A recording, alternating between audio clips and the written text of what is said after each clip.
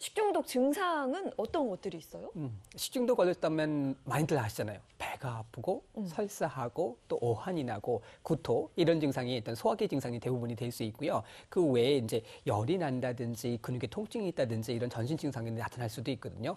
근데 아주 심한 경우에는요. 세균이 아주 심각한 독소를 유발시켜서 신경마비라든지 근육 경련이라든지 의식 장애 등도 나타나기도 합니다. 네, 얼마 전에는 한 식당을 방문한 그 손님들이요, 식중독에 걸렸다는 안타까운 기사를 보기도 했습니다. 네. 이 일로 한 분이 치료 중에 사망했다는 소식이 있었죠. 네, 맞습니다. 지난 5월 한참 더워지기 시작할 때였는데요. 5월 15일부터 18일 사이 4일 동안 김해 유명 냉면 전문 식당을 이용한 1000여 명의 손님 중에 34명이 집단 식중독에 걸린 것으로 파악이 됐습니다. 근데 감염자 중에 한 분이 돌아가시기까지 했다고요? 네, 맞습니다. 치료받으시던 60대 남성 한 분이 이제 사망을 하셨고요. 우리가 부검을 해봤더니요. 사인이 폐혈성 쇼크로 나왔습니다. 너무 무섭습니다. 이 식중독이 폐혈성 쇼크로 이어질 수도 있다는 거잖아요. 네, 맞습니다. 부검을 해봤더니요. 이제 식중독을 일으켰던 살모넬라균이요. 혈관으로 침투를 해서 이제 폐혈성 쇼크를 일으킨 건데요.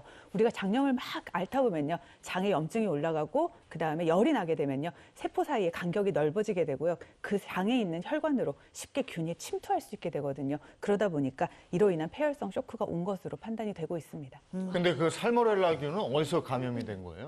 식약처하고요. 이 김해보건소가 해당 식당을 조사를 해봤더니 식단 중에 달걀 지단에서 살모넬라균이 검출된 것으로 나타났습니다. 네, 살모넬라균 같은 경우에는요, 식중독을 일으키는 원인 중 하나인데요. 닭이나 오리, 또 돼지, 장 내에서 주로 서식을 하게 되고요. 1등 감염 매체 식품, 매개 식품은요, 달걀입니다. 최근 5년간 살모넬라 식중독 환자 6,800명 가운데 77%가 달걀을 먹고 탈이 났다고 합니다. 살모넬라균에 오염된 음식 같은 경우에는요, 먹으면 6시간에서 72시간 잠복기를 거친 후에 또 발열을 동반을 하고요. 또 복통이나 구토 등의 증상이 나타나고요. 2, 3일에서 일주일까지도 또 그 증상이 지속된다고 합니다. 네, 살모넬라균이 위험한 이유가요. 우리가 다른 균이나 달리요. 냄새나 맛 등으로 구분을 할 수가 없기 때문입니다. 그래서 우리가 요리하다가 만약에 달걀을 만지셨다면요. 그 만지신 손을 반드시 씻고 다른 식재료를 만지시는 게 좋겠습니다. 아니 여름만 되면은 꼭 집단 그 식중독 얘기 나오잖아요. 네네, 나오죠. 근데 얼마 전에도 또 이런 의심살 만한 얘기가 있었다면서요? 네, 지난 6월 27일에 발생한 일인데요. 경북 성주군에서 180여 명이 식중독 증상을 호소해서 보건당국이 조사에 나섰습니다.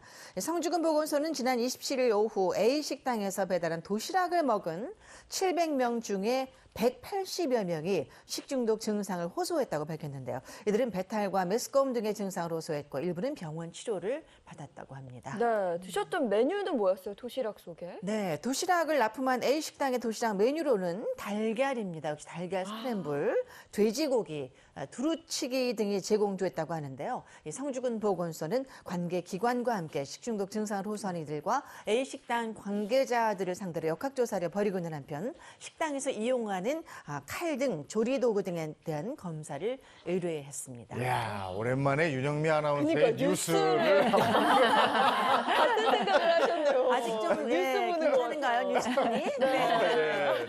아니 지난해에도 김밥집에서 식중독으로 맞아. 인한 사망 사고 있고 이러지 않았었습니까? 아, 그렇습니다. 저도 기억이 생생한데 지난해 그 김밥 프랜차이즈 업체 지점 두 곳에서 집단 식중독이 발생했는데요.